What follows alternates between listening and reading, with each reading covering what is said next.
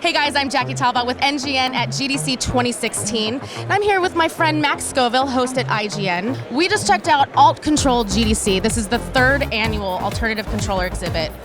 This is basically where you get 20 or so devs that are just like, you know how you play games, with like a controller and stuff? Yeah, what if you didn't do it that way at all? What if you did it very differently? This is like an intersection of like a science fair and an art gallery.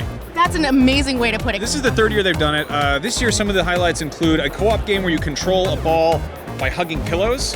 One person has the x-axis, the other one has the y-axis. It's really actually kind of exhausting because you're hugging the pillow very hard. Another one is a competitive embroidery game where there's a sewing machine that's mapping out puzzles or something. There's a game you play by licking lollipops. I tried to touch that one. I ran up to it and they're like, don't do it! Big surprise, no one's really playing that one because nobody really wants to lick anything at GDC. Yeah, it's like this random public thing. Just put your tongue all over it. Short as it was sanitary, but I'll take my chances elsewhere.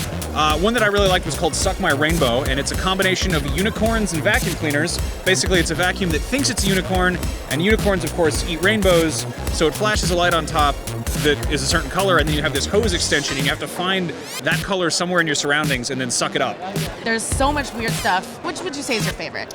It's really tough. I think there's one that I really was called. It was called the Dobo Tone, which is basically it's like this cardboard party console they invented, which has like knobs on it, like a synthesizer, but they control different gameplay elements. People are adjusting stuff like gravity or speed or zoom. Yeah. It's kind of a mess, but in a really good way. So that's the thing. What's great about incorporating all these super weird controller peripherals is that you have control over different things that you probably wouldn't otherwise. Like you can manipulate things that way. I play this one called Sift. It's this little flying, swimming thing. It's got magnetic feet that you can move around to change it to be wings, to be feet, to be fins. So depending on where your environment is, you can move.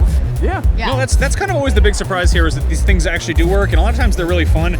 But at the end of the day, they're not going to be anything you go out to Best Buy and pick up for yourself. It's kind of like this is sort of a one-time thing. I mean, It's really more of the installation approach. And even outside of Alt.Ctrl.GDC in the Expo Hall, GDC has a ton of unique controllers that people are using and incorporating into games.